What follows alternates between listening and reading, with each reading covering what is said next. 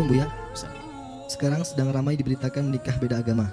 Masalahnya, yang melakukan pernikahan ini adalah anggota pemerintahan dan di blow up besar-besaran di sosial media. Bagaimana pandangan Buya? Mohon jawabannya Buya. Terima kasih. Masalah pernikahan beda agama, kita akan bicara tentang tidak dari konteks agama dulu deh. Kalau agama nanti ada, kita konteks di luar dari konteks agama.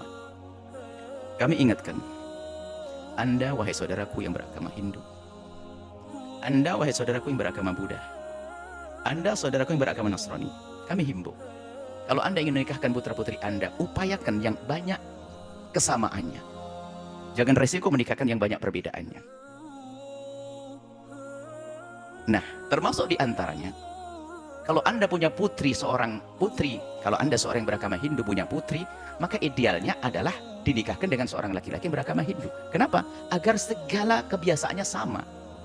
Beribadahnya juga sama. Anda yang Nasrani, seorang Anda punya anak perempuan Nasrani, maka kami nasihat yang sesungguhnya. Hendaknya Anda nikahkan putri Anda dengan laki-laki yang Nasrani. Anda punya anak laki-laki Nasrani, hendaknya Anda nikahkan agar apa? Kalau ke gereja bisa bareng-bareng. Habis itu bisa kuliner sama-sama. Ini kan begitu, ini masalah keharmonisan rumah tangga dulu dong, ya kita bangun begini. Dan bangunlah cinta seperti itu agar mencintai orang yang sekiranya banyak. Sebetulnya masalah ini kan sudah fitrah, bahwasanya kalau kita menginginkan yang sama. Mohon maaf, orang kaya pengen anaknya dapat orang kaya, anak raja, ini kan sudah sesuai. Maka dalam istilah kafa'ah disesuaikan dong, kan begitu. Maka saya sebagai seorang muslim, jika menemukan seorang Nasrani yang melarang putrinya menikah dengan seorang Hindu, saya anggap tidak ada masalah, haknya dia, Pong. Kok ini dia hanya dia, agar anak perempuannya bisa menikah dengan laki-laki bersama satu agama. Jangan dicaci dong, ini Nasrani nggak tolerir dong, masa nikah dengan harus dilarang-larang begitu. Loh, ini kan haknya dia untuk bahagia, mencari pasangan yang sama-sama bisa gereja. Ini orang di luar justru malah usil, orang Islam usil, ngapain itu kok eksklusif banget itu, nggak boleh ini apa itu, biarin dong menikah. Loh, dia sebagai keluarga besar berhak dong menjaga putrinya agar menikah dengan orang seagama. Biar keindahannya, karena mereka punya kebiasaan baik. Kalau beribadah bareng, habis beribadah ini keliling kan begitu. Sama seorang Hindu yang dia melarang putranya atau putrinya menikah dengan orang Buddha atau yang lainnya, ya kita jangan hargai dong. Bahkan mungkin ada fatwa di agama mereka haram, ya sah dong. Kita harus begitu loh, memandang itu netral begini. Tujuannya kan ada. Pertama adalah mungkin masalah keserasian, yang kedua masalah agama bisa saja punya peran di sini. Dan tidak bertentangan kok ternyata masalah agama. Seandainya ada agama Nasrani melarang atau agama Hindu melarang anak-anaknya menikah dengan berbeda, itu kalau dipandang secara agama nggak boleh. Justru dan ditindo dari sisi mewujudkan keindahan rumah tangga, sangat sah yang demikian itu. Bukan sebuah larangan, bahkan bukan sebuah kesalahan di saat mereka melarang. Selesai sampai di sini. Baru kita masuk ranah agama. Kalau seandainya ada seorang muslim mengatakan bahwasanya tidak boleh seorang wanita muslimah menikah dengan seorang laki-laki yang tidak muslim, mestinya kan sama kasusnya, kenapa kok jadi heboh? Misalnya dia mau caci itu adalah tidak tolerir dan sebagainya. Ini banyak orang yang cara berpikirnya itu salah. Itu haknya dia menjaga keluarganya, apalagi keluarga besar kaum muslimin. Belum lagi itu adalah rambu-rambu agama. Kalau sudah tujuannya jelek, mengacak-ngacak agama, tujuannya mengadu antara Islam dengan Nasrani, sehingga mungkin begini loh ya, pengadu domba itu begini. Contoh, ada seorang Nasrani, anak perempuannya menikah dengan orang Buddha. Tatanya orang Buddhanya melarang, langsung kita mengatakan Buddha tidak tolerir. Saya pemecah belah umat. Saya ini yang mengatakan tidak tolerir, pemecah belah umat. Biarkan orang Buddha menjaga anak-anaknya, kok sah-sah saja. Nah, ini penjahat-penjahat halus, kok gayanya sih tolerir dia, merusak orang mempertahankan haknya. Prinsipnya dianggap tidak tolerir. Ini penjahat kalau saya mengatakan orang Hindu nggak tolerir, masa anak perempuannya dinikahi agama beda saja, saya nggak benar dong. Ini banyak orang-orang aneh ini. Jadi yang salah malah dianggap benar. Jika ada seorang dengan agama yang mempertahankan cara pernikahan sesuai dengan agamanya, sah dong, hargai dong. Sama orang muslim juga demikian. Dikatakan seorang muslimah tidak diperkenankan menikah dengan non-muslim, sah dong, tidak ada masalah. Sama kasusnya, mestinya memandang mereka menghargai dong. Ini adalah masalah agama, jangan dianggap tak tolerir dan sebagainya. Bahkan dikatakan kalau laki-laki muslim menikah dengan non-muslim, dari wanita non-muslim, ada diperkenankan, tentu ada aturan-aturannya. Seperti mazhab Syafi'i ketat sekali, harus Nasrani ahli kitab yang asli dari usul-usulnya. Tentu dalam mazhab Syafi'i nggak mungkin diterapkan. Tapi mazhab Malik mengatakan ini gampang laki-laki. Tapi pun tujuannya apa dibalik itu semuanya? Kalau dikembali kepada tujuanmu pernikahan untuk apa, wahai hamba Allah? Hei saudaraku yang Kristiani, hei saudaraku yang Buddhis, hei saudaraku yang Hindus, hei saudaraku yang Muslim, di saat menikah tujuanmu apa? Kan ingin ada kebersamaan. Dengan keyakinan kita ingin bahagia di dunia dan akhirat. Kan begitu. Mestinya itu yang perlu didukung. Bukan sekarang ini kalau ada orang mengatakan menikah beda agama salah, wah ini nggak tolerir, jadi harus pakai nikah beda agama. Hei saudaraku yang saya cintai, kalau anda punya anak perempuan yang sangat baik menurut anda, nggak harus kok, biarpun anda kenalan baik dengan saya, besanan sama saya, nggak harus kok. Anda berhak mengatakan saya mau besanan dengan Buya, nggak ada masalah, hanya anda kok. Tapi kenapa kok seolah maksa? Wah, besanan kok nggak mau, itu aja nggak mau, nggak boleh. Kok jadi salah mengukur toleransi dan bukan toleransi? Jadi dalam Islam, saya masuk ranah agama saya, wilayah Islam. Wanita muslimah, wahai saudaraku yang saya cintai, jadi saudaraku yang muslimah, ahli surga. Insya Allah, pernikahanmu dengan orang di luar Islam, pernikahan tidak sah. Tapi alhamdulillah masih ada iman di dalam hatimu. Semoga masih selamat. Tapi ingat, ini tidak sah. Segera berpikir bagaimana agar menjadi sah. Yaitu bagaimana? Semoga yang sudah terlanjur menikah, semoga suamimu segera mendapatkan petunjuk, segera masuk Islam. Yang jelas tidak sah, harus begitu dong. Tapi di saat kita mengatakan tidak sah, nggak perlu orang beragama lain marah-marah, ini nggak tolerir. Apalagi orang satu agama, aneh banget. Ini kan masalah ranah agama dan begitu hukumnya. Tidak sah ya. Kemudian juga di saat sudah terlanjur menikah seperti itu gimana? Ya kita beri pemahaman dong. Bukan dicaci maki juga loh. Kadang ada di antara mereka yang nggak mengerti, dipikir sama. Sebab memang ada fatwa juga lah, ini fatwa dari kaum muslimin yang aneh ini, yang membahayakan nih. Ini fatwa ini sebenarnya dia pemecah belah umat itu. Dia mengatakan nggak apa-apa nikah beda agama, nggak apa-apa. Bahkan ada kalimat yang mengatakan nggak boleh, dia tuh udah sempit pandang. Oh dia yang sempit kok. Dia yang salah menyalahkan orang lain, ini ada. Jadi gara fatwa-fatwa macam ini. Jadi banyak orang yang menikah antar agama itu karena mereka ketidakmengertiannya. Gara-gara fatwa salah. Tahun 98. Fatwa salah tahun 98 kalau tidak salah. Mengatakan menikah beda agama adalah boleh dan sebagainya. Masya Allah, na'udzubillah. Dengan dalil-dalil yang unik juga, lucu. Beda agama maksudnya muslimah menikah dengan non-muslim. Bukan muslim menikah dan muslim ya. Muslimah dan muslim katakan boleh. Jelas tidak boleh. Selesai. Lihat, setelah anda mendengar uraian ini, wahai anda saudara saya Nasrani. Kan tidak menyinggung anda kan? Masa? Cuma ini kadang-kadang orang Islam yang malah heboh begini nih. Mungkin ada beberapa orang yang kenal saya dengan orang Nasrani. Anda tidak harus kok besanan dengan saya kan? Anda punya prinsip kok. Sah-sah saja. Mungkin ada seorang tokoh agama dalam agama Hindu, Buddha. Nggak harus Anda menikah dengan santri saya. Nggak harus. Seperti itu ya. Jadi ini hal biasa saja. Cuman kadang menjadi heboh. Ada orang yang memancing di air keruh. Ingin mengurak-porandakan. Memang negeri ini mudah diadu domba. Dengan bermacam-macam cara. Islam agama dengan agama. Berbusuan. Sehingga seorang yang berpegang dengan prinsip beragamanya dianggap tidak tolerir. Justru di saat ada perbedaan ini. Lalu kita nggak bisa tetap akur. Baik, itulah kehebatan kita. Seperti itu. Ya, semoga Allah menjaga semuanya. Jadi saudari-saudariku, urusan menikah dengan orang di luar Islam adalah tidak sah. Sampai kapanpun tidak sah. Wahai saudariku, dan harapan kami adalah semoga calonmu yang non-muslim itu mendapatkan pasangan yang baik, yang sesuai dengan agamanya. Dan Anda akan diganti oleh yang lebih baik lagi dari dia. Insya Allah indah semuanya, ya kan? Mau tidak diamini saja. Anda amini, Anda dapat. Calon Anda yang non-muslim akan dapatkan pasangan yang sesuai dan dia akan bahagia. Dan Anda pun mendapatkan pasangan yang membahagiakan Anda dari orang yang seagama dengan Anda. Insya Allah semuanya jadi baik-baik. Hibbukum fillah, mencintai semua karena Allah. Bagaimana hukumnya bila seorang laki-laki menikahi Nasrani? Maksudnya perempuan non-muslim, apakah perkara ini sah? Apakah dia melakukan hubungan tidak atau berzina? Baik. Bagaimana dengan Nabi Nuh, Nabi Lut dan Asia, istrinya Fir'aun? Baik. Mari kita lihat, ini pertanyaan bagus sekali dan dikomparasikan dengan kisah yang berbeda dan kias yang berbeda. Pertama, larangan menikah beda agama itu jelas sekali. Quran surah kedua Al-Baqarah ayat 221, posisi paling kanan sebelah atas. Quran surah kedua Al-Baqarah ayat 221. Oke, wala tankihul musyrikati hatta yu'minna wala amatun mu'minatun khairum min musyrikatin walau a'jabatkum. Wala tankihul musyrikina hatta yu'minu wala 'abdun mu'minun khairum min musyrikin walau a'jabakum. Ulaika yad'una ila an-nar. Ulaika yad'una ila an-nar. Wala tankihul musyrikat, jelas. Dan jangan pernah nikahi perempuan yang musyrik. Jadi nggak boleh laki-laki muslim menikah dengan perempuan yang musyrik, itu nggak boleh, haram hukumnya. Laknya nahi di situ. Ya. Bapak Ibu sekalian, mana yang musyrik itu apa musyrik? Menyekutukan Allah kan? Ya, menyekutukan Allah. Ya, bagaimana dengan orang yang mengatakan Tuhan itu ada bapaknya, ada anaknya, ya kan? Tuhan itu tiga, Tuhan itu bersyirikat. Itu yang paling musyrik luar biasa. Itu kezaliman terbesar. Innasyirka ladzulmun adzim, kan? Makanya kata Ibnu Abbas, tidak ada kemusyrikan paling besar, kezaliman paling besar di samping yang mengatakan Tuhan punya anak. Oke, jadi kita langsung bisa jawab saja bahwa seseorang yang menikah, dia dalam keadaan muslim, sudah tahu dalam keadaan muslim, kan? Kemudian dia menikahi hal yang dilarang di Quran, maka hukumnya maksiat. Di pernikahannya dipandang sebagai pernikahan yang maksiat, hubungannya masuk dalam kategori zina sepanjang dia tidak bertobat dan kembali kepada Allah Subhanahu wa taala. Dan fasakh hukumnya, kalau diketahui dia harus dipisahkan. Ya. Kalau perempuan, hati-hati. Bahasa Qur'annya wala tunkihu, jangan dinikahkan. Artinya kalau ada anak perempuan menikah dengan non-muslim, kemudian terjadi pernikahan, bahkan bapaknya yang menikahkan, misal atau ridha saja, itu bukan cuma anaknya yang dosa, orang tuanya ikut dosa. Ikut dosa. Karena beban dari perempuan itu yang menikahkan walinya. Jelas ya? Itu walinya, hati-hati ya, hati-hati. Adapun kasus dengan Nabi Nuh itu berbeda, lain halnya. Ya, beda. Anda harus bedakan antara muslim dengan muslimah yang bermaksiat. Lain gitu kan? Ya. Nabi Nuh dalam keadaan muslim, dia berislam dengan baik, dalam keadaan sebelumnya sudah berumah tangga. Ya, diangkat mendapat hidayah, diangkat ditetapkan sebagai seorang rasul. Ya, sama. Nabi Muhammad SAW itu kan hanif sebelumnya. Khadijah juga demikian. Ketika Nabi Muhammad diangkat sebagai seorang rasul, ditetapkan, ngajak istrinya kan berdakwah. Itu sudah berumah tangga, sudah hanif sebelumnya. Maka diajak mau ikut. Nabi Ibrahim ketika menemukan Allah, tadinya kan mencari. Lihat matahari, lihat bulan, lihat sana sini kan. Sampai menemukan Allah, diajak istrinya beriman.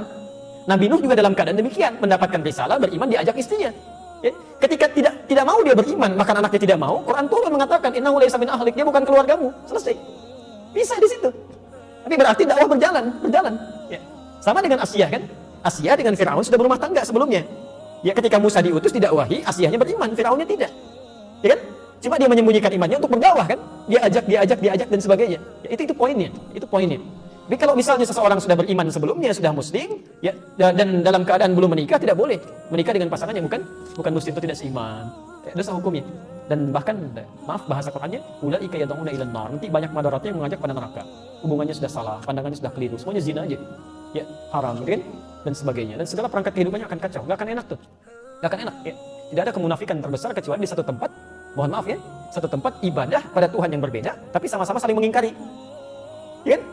Kita toleransi aja, nggak apa-apa, kamu ibadah di sini, saya di sini, kamu kamar sini, saya kamar sini. Tapi ketika berdoa di sini mengingkari, ya, yang itu nggak benar, ini yang benar. Ini mengatakan itu nggak benar, ini yang benar. Nggak akan maslahat kehidupannya.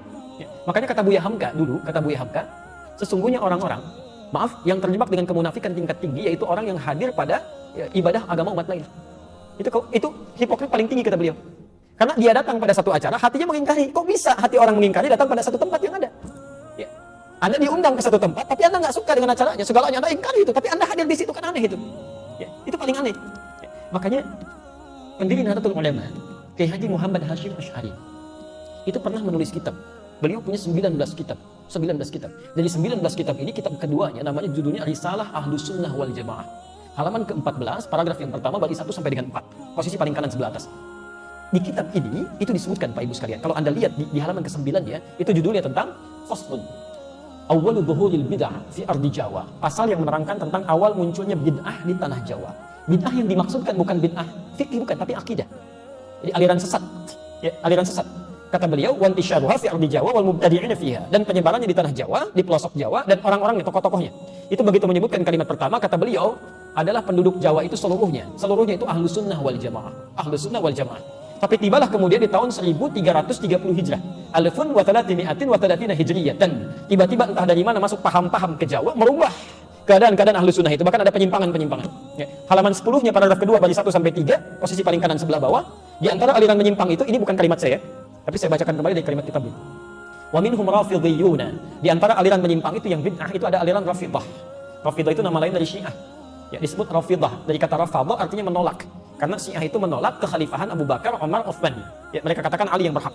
Itu disebut oleh Syekh Hasim yang mendirikan Nahdlatul Ulama tanggal 31 Januari 1926. Itu aliran menyimpang. Dulu nggak ada Syiah. Tiba-tiba muncul kata beliau. Ya, yasbuna sayyidana Abu Bakar wa Umar radhiyallahu ta'ala anhuma.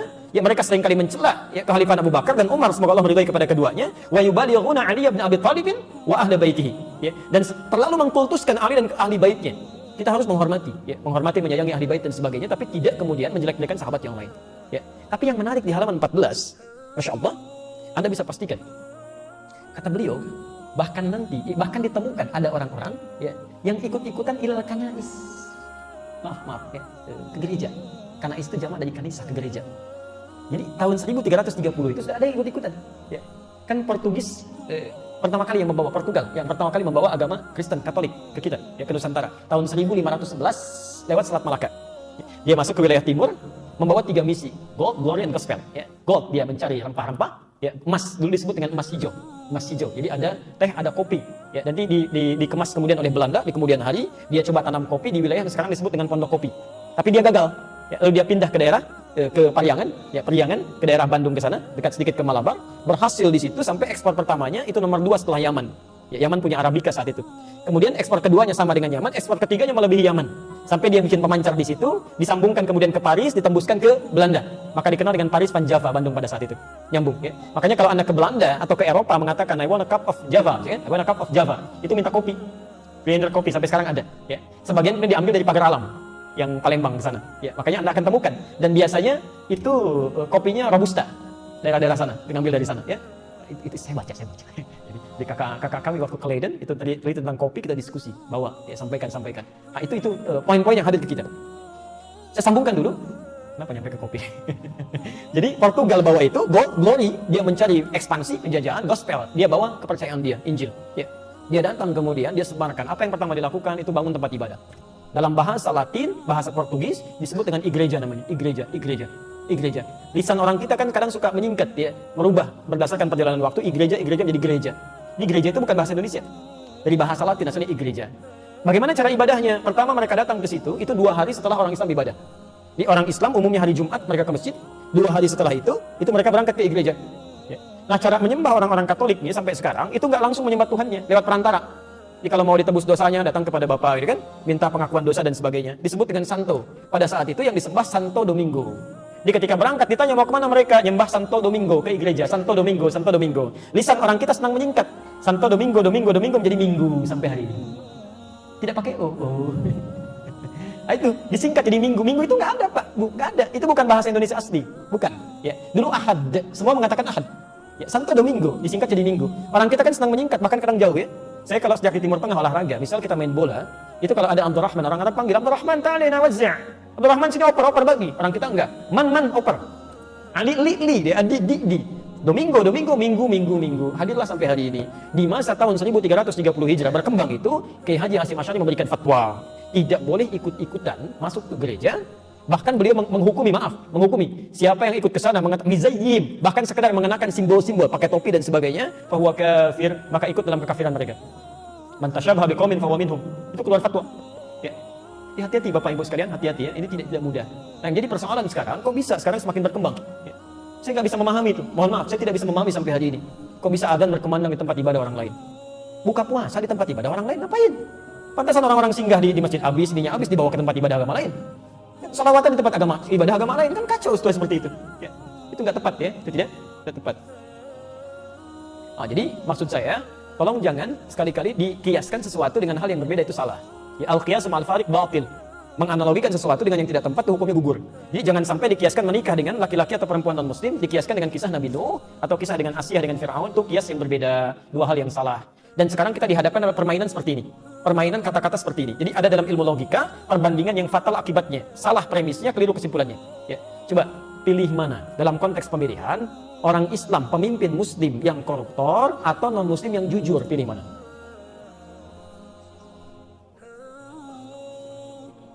Kan? Pelan-pelan. Itu nggak ada jawabannya. Karena pertanyaannya salah. Pertanyaan yang keliru melahirkan jawaban yang salah. Kalau Anda ingin membandingkan sesuatu dalam kaidah ilmu logika, itu harus apple to apple, harus sama. Jadi kalau Anda bandingkan orang Islam yang jujur, bandingkan dengan non-muslim yang jujur, fair itu. Tapi kalau Anda bandingkan misalnya orang Islam yang koruptor, bandingkan juga dengan non-muslim yang koruptor. Ya, harus sama. Coba ibu deh, atau bapak, coba bandingkan, pilih mana? Terasi Subang atau apel Malang? Mana yang enak?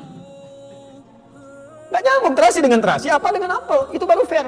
Nah sekarang kita pikiran kita diacak tuh, lebih baik non muslim yang nggak dapat hidayah tapi jujur dibandingkan dengan orang Islam yang koruptor. Emang semua orang Islam koruptor?